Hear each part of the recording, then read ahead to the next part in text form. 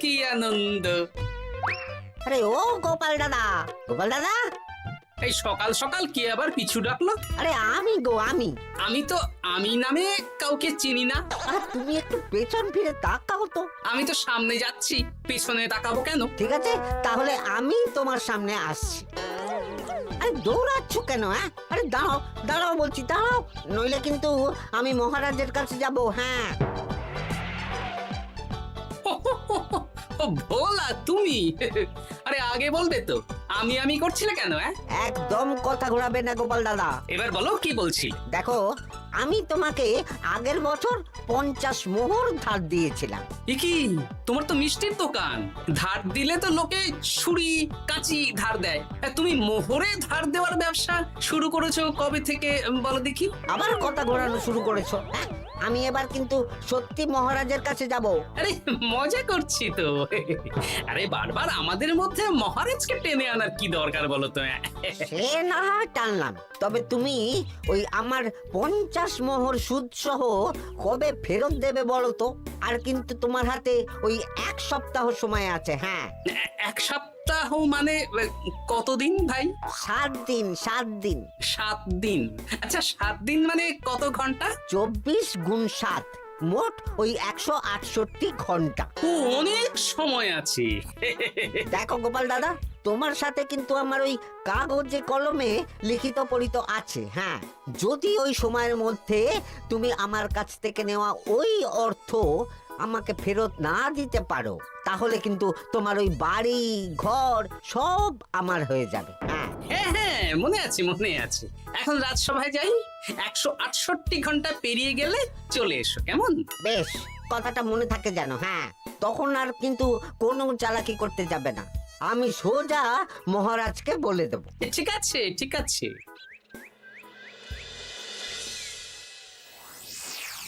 দেখুন মহারাজ, নিজের চোখেই দেখুন, সবাই হাজির, শুধু গোপাল ধা। সত্যি গোপাল ইদানিং আবার দেরি করে আসা শুরু করেছে। ওকে আচ্ছা করে ধোলাই দিন, তাহলেই চলে আসবে। কাজের কাজ তো কিছু করে না, শুধু বসে থাকে, তাতেও এই। যা বলেছেন মন্ত্রী মশাই। আমার মতে গোপালকে রাজসভাতেই বেঁধে রাখুন, তাহলে আর বাড়িতে যেতেও হবে না, আর দেরি করে আসবেও না। রোজ রোজ গোপাল করে রাজসভায় আসতে দেরি, তাই এবার তার পায়ে পড়াতে হবে বেড়ি।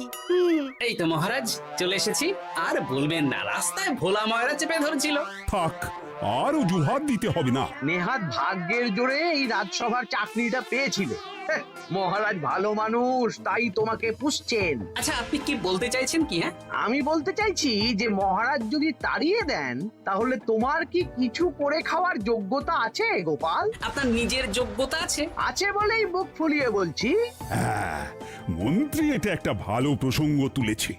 আমার রাজসভার সকল সভাসদদের বলছি, যদি কোনো কারণে তোমাদের চাকরি চলে যায়, তাহলে তোমরা কি করবে একবার ভেবে দেখেছো? না মহারাজ, ভাবনাটা আমি সঠিক সময় কাজে লাগাই, ওই অকারণে ভেবে মাথা খারাপ করতে চাই না। হ্যাঁ, আহা, রাজসভার চাকরিটা তো তোমাদের পেশা। এই পেশার বাইরে তোমরা কে কি করতে পারবে? দেখুন মহারাজ, আমি তো ভেবেই দেখেছি যে যদি রাজসভার চাকরি না থাকতো, তাহলে আমি ব্যবসা করতাম।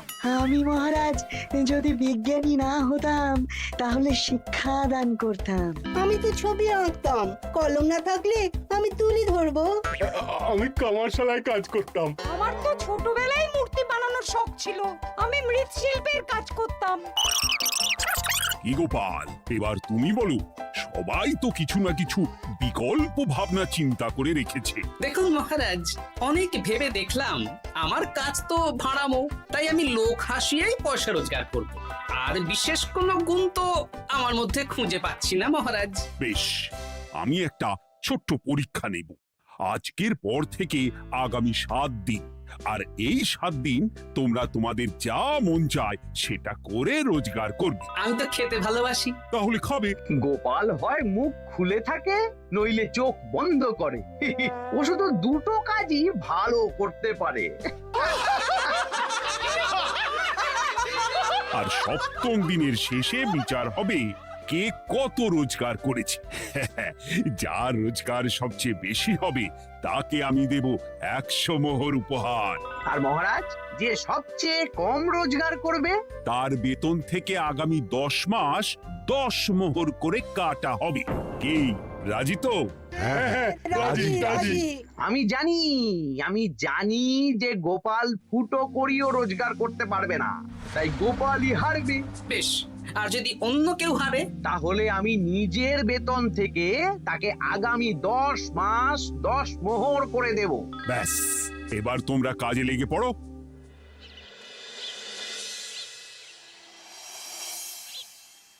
এ কি গিন্নি, আজকেও নিরামিষ? হ্যাঁ, আজকেও নিরামিষ খেতে হয়। হ্যাঁ, রোজই তো কিছু না কিছু একটা লেগে আছে তোমার। আমাদের পুরো শরীরটাই তো আমিষ। হ্যাঁ, তাহলে আমিষ খেতে বাধা কিসের বলো দেখি? বেশি তর্ক করতে হবে না বাপু, তা তোমাকে ডিম বানিয়ে দেবো। হ্যাঁ, না, আমি মানুষই ঠিক আছি গিন্নি। আরে তোমাকে ডিম বানাবো বলেছি নাকি?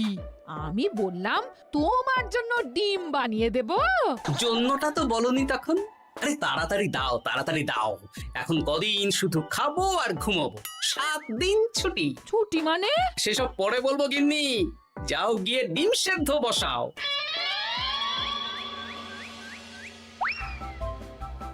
আরে করছোটা কি? বাড়িতে যা মোহর আছে সব তুলে কোথায় নিয়ে যাচ্ছো? আড়ত বাজারে। কেন কেন? তুমি আড়তে গিয়ে কি করবে? আড়তটাই কিনে নেব। কেন? তাহলে খোলা বাজারের সব ব্যবসায়ী আমার কাছে আসতে বাধ্য হবে, আর আমি ভালো মুনাফা রেখে সব বিক্রি করব। এ কি? রাজবাড়ির সুখে চাকরি ছেড়ে দিলে নাকি? না না না, এখন 1 সপ্তাহ ব্যবসা করে মহারাজের কাছে আমার যোগ্যতা প্রমাণ করব। সব পরে বুঝিয়ে বলবো। হ্যাঁ, আমি আপনাকে সব শিখিয়ে দেব। তাহলে ভাই ওই আগামীকাল সকাল থেকে কাজে লেগে পড়বো, কেমন? তাহলে বুঝতে পারলেন তো যে কি করতে হবে? হ্যাঁ হ্যাঁ জমিদার মশাই, কবিতা লেখা যেমন আমার পেশা, তেমনি চিত্রশিল্প আমার নেশা। তাহলে তো আর কোনো চিন্তাই নেই। আশা করি খুব সুন্দর ছবি আঁকবেন। আপনি 1 সপ্তাহ পর এই মন্দির চিনতেই পারবেন না। এই নিন আপনার জন্য 50 মোহর অগ্রিম। মন্দিরের চিত্রকলা শেষ হয়ে গেলে আরো 50 মোহর দেব, ঠিক আছে? বেশ।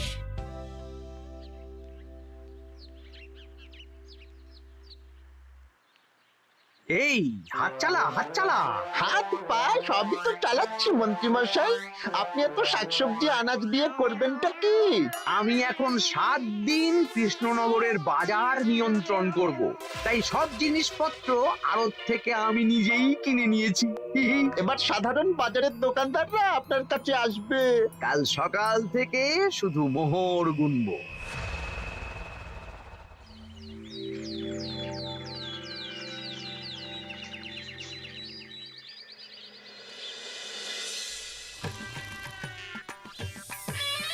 আরে এত বেলা হয়ে গেল, আর কত পড়ে পড়ে তুমি ঘুমোবে? এত লম্বা ছুটি পেয়েছি, এখন তো বিশ্রাম নিতেই হবে গিন্নি।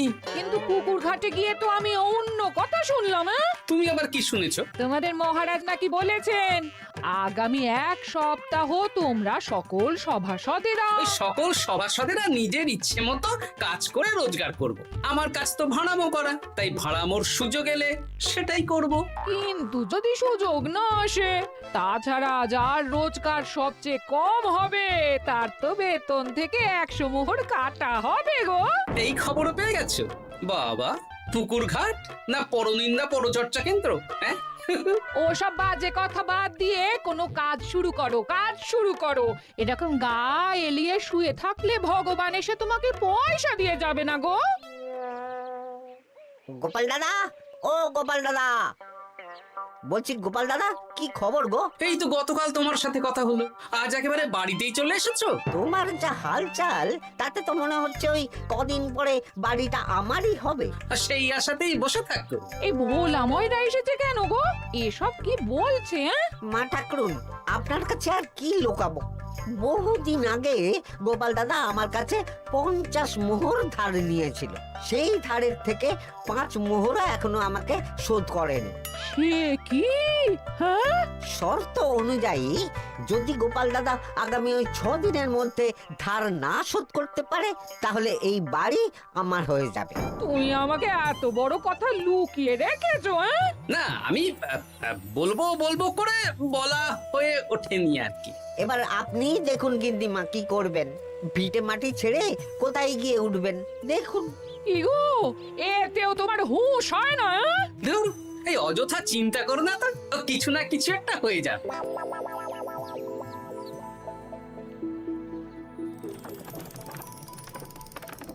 বাহ বাহ বাহ, পণ্ডিত মশাই, আপনি তো এর মধ্যেই কাজ শিখে গেছেন। আমি তো ছোট থেকেই মাটির পুতুল বানাতে ভালোবাসতাম। বিভিন্ন দেবদেবীর মূর্তি নিজেই বানাতাম, তারপর পুজো করতাম। আমার পরম সৌভাগ্য আপনার মতন পণ্ডিত মানুষ আমার কুমোর শালায় কাজ করছেন। কোনো কাজই তো ছোট নয়। সত্যি সভাকবি মশাই, আপনার তুলিতে জাদু আছে। কি সুন্দর কারুকার্য। সবই আমার মা বাবার দান। আমার বাবাও খুব বড় চিত্রশিল্পী ছিলেন। উনি হাতে ধরে আমাকে ছবি আঁকা শিখিয়েছেন। বাহ বাহ বাহ বাহ।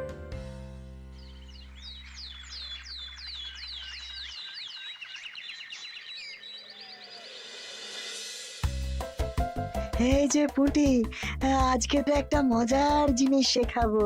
কি জিনিস? নয়ের নামটা তো তোরা পড়েছিস। হ্যাঁ, বল তো। 9 একে 9, 9 দুগুণে 18, 3 9 27, 4 9 36। ঠিক আছে ঠিক আছে, এবার থাম। পুরো মুখস্থ। সে তো বুঝতেই পারছি। এবার মজার জিনিসটা দেখ। 9 কে 9, 9 দুগুণে 18, 18 মানে কি? 1 10 8। হ্যাঁ, এবার 1-এর সাথে 8 যোগ কর, কত হয়? 9 3 9 কত? 27। 2-এর সাথে 7 যোগ করলে কত হয়? 9 36-এর 3-এর সঙ্গে 6 জুড়লে 9। আরে বাস, দারুণ তো। হ্যাঁ হ্যাঁ। সত্যি বিজ্ঞানী মশাই, আপনি কি সুন্দরভাবে পড়া বোঝান। এটা তো আমার নেশা।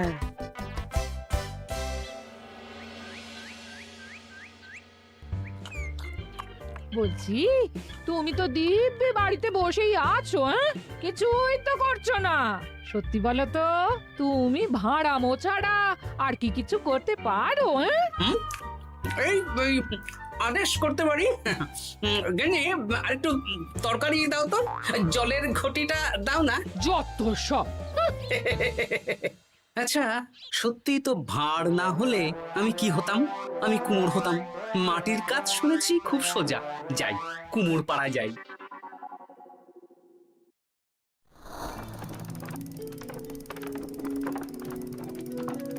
আমার কি সৌভাগ্য, রাজসভার দুজন সভাসদ আমার সঙ্গে কাজ করছে।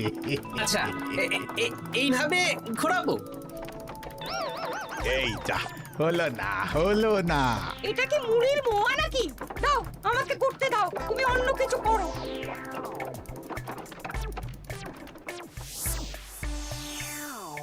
বলো গোপাল দাদা, কি দেবো? মুড়ির মোয়া, তিলের নাড়ু? আমি কিনবো না গো, বানাবো। হ্যাঁ, কি বানাবে? ওই মুড়ির মোয়া। কদিনের জন্য আমার একটা কাজ দরকার, বুঝলে? তা বেশ, তাহলে এসো, এই পিছনেই আমার কারখানা। গুড় মুড়ি সব রাখা আছে, বানাও। এই দেখো, এই যে গুড়ের হাঁড়ি আর ওই যে মুড়ির বস্তা, এবারে বানাও। বেশ, আমি তবে সামনে দোকানটা সামলাই।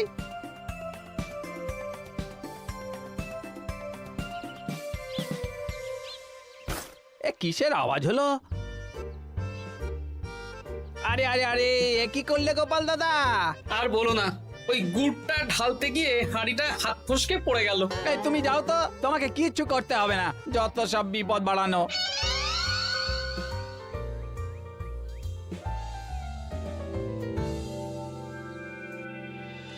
তোমার দ্বারা কিছুই হবে না। হ্যাঁ, সত্যি তো, আমার দ্বারা যে কিছুই হবে না গিন্নি। তাহলে তুমি করবেটা কি? এমন করে বলো না গিন্নি, সবারই খারাপ সময় যায়। আর খারাপ ভালো, যে সামান্য মুড়ির মোয়া বানাতে পারে না তার মুখে এসব মানায় না, মানায় না। এদিকে বাজারে সবজির দাম হু হু করে বেড়ে গেছে। তাই নাকি? বলি তুমি জানবে কি করে? কদিন তো শুয়ে বসে আছো, আমি তো বাজার দোকান করি। মন্ত্রী মশাই এখন আড়ত সামলাচ্ছেন আর সাধারণ বিক্রেতাদের চড়া দামে বিক্রি করছেন। হ্যাঁ, ও বেটা জীবনে শোধরাবে না। উনি তো তাও ছলে বলে রোজগার করছেন গো। আর তাছাড়া অনেকে পথে গান শুনিয়েও রোজগার করেন, সেটাও তো তুমি পারবে না। হ্যাঁ, এই তো পেয়েছি। 6 দিনের মাথায় তো রাজসভায় একটা বৈঠক হবে, সেদিনই আসল মজা জমবে। কিসের মজা গো? হ্যাঁ, সেটা সেদিনই বুঝতে পারবে।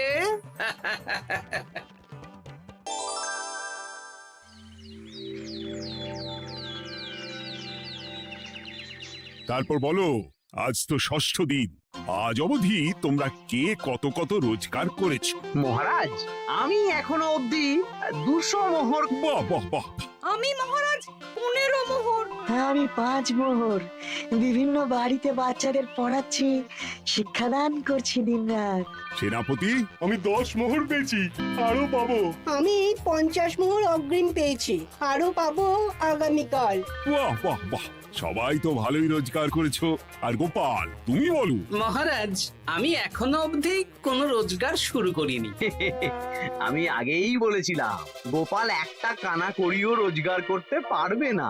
আসলে মহারাজ, আমি আজ সকালেই আমার প্রতিভা খুঁজে পেলাম। তোমার আবার কি প্রতিভা? আমি ভালো গান গাইতে পারি মহারাজ। আমার ছোট্টবেলার ইচ্ছে ছিল আমি রুদ্ধদ্বার সভা করব, গান গাইবো, আর দর্শক বা শ্রোতারা আমার গান শুনে আমাকে পয়সা দেবে। বাহ বাহ বাহ! তা শোনালি না কেন? আমি চাই আপনারা সবাই আমার বাড়িতে আসুন, আমার গান শুনুন। এই না না না না না, তোমার গান শুনে অর্থ ব্যয় করতে পারবো না গোপাল। যদি শোনাতে হয় তো বিনামূল্যে শোনাও। তুমি ভেবেছো কায়দা করে গান শুনিয়ে রোজগার করবে? সেসব চালাকি কিন্তু চলবে না। না মহারাজ, আমার গান শুনতে আসার জন্য একটা কানা করিও খরচ করতে হবে না। আমি বিনা পারিশ্রমিকে গান শোনাবো। বেশ, তাহলে কবে শোনাবে বলো? এখনই চলুন, শুভস্য শীঘ্রম। আবার যেতে হবে কেন? এখনই শোনাও। আমার আবার নিজের বাড়ি ছাড়া প্রতিভা বিকশিত হয় না। বেশ তো, এই কদিন টানা কাজ করেছি, তোমার গান শুনে মনটা যদি ফুরফুরে হয়ে যায় ভালো তো। চলো গোপাল। আসুন আসুন, সবাই ভিতরে আসুন। আসন পাতা আছে, সবাই বসুন।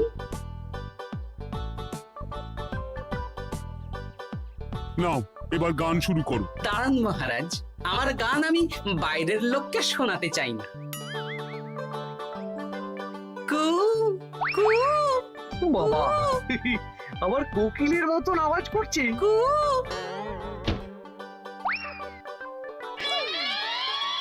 নাও নাও, শুরু করো।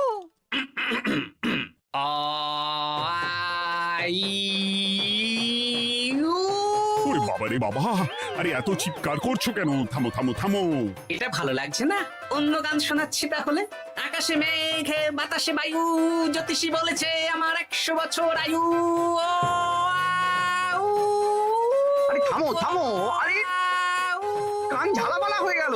না, থামতে আমি পারবো না, গান শুনতেই হবে। ওরে ওরে বাবা রে বাবা, এই কানে তালা লেগে গেল, আমি পালাই। পালাতে পারবেন না, বাইরেও তালা দেওয়া আছে। বাইরে তালা খুলতে বলো। বাইরে বেরোতে হলে প্রত্যেককে 100 মোহর দিতে হবে। আমরা তো আগেই বলে দিয়েছি, তোমার গান শোনার জন্য কোনো পয়সা দিতে পারবো না। এটা তো গান শোনার জন্য নয়, বাইরে যাওয়ার জন্য। আমার গান শুনতে আসার জন্য কোনো অর্থ লাগে না। গান শুনে বাইরে বেরোতে গেলে অর্থ লাগবে, জনপ্রতি 100 মোহর মাত্র। কি জ্বালাতন! হয় দিন, নইলে আবার শুরু করছি। থামো থামো! আপনারা কি সবাই দেবেন, না এখানেই থাকবেন?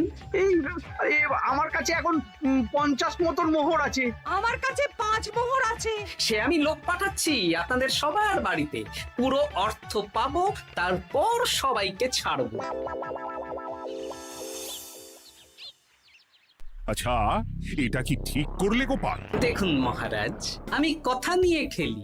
সব সভাসদেরা 6 দিন খেটে যা না রোজগার করেছে, আমি শুধু বুদ্ধির জোরে আর ভাড়ামো করে ঘন্টা খানিকের মধ্যে তার থেকে বেশি রোজগার করে নিলাম। যদিও এখনো একদিন সময় আছে। সত্যি গোপাল, তোমার বুদ্ধির জবাব নেই।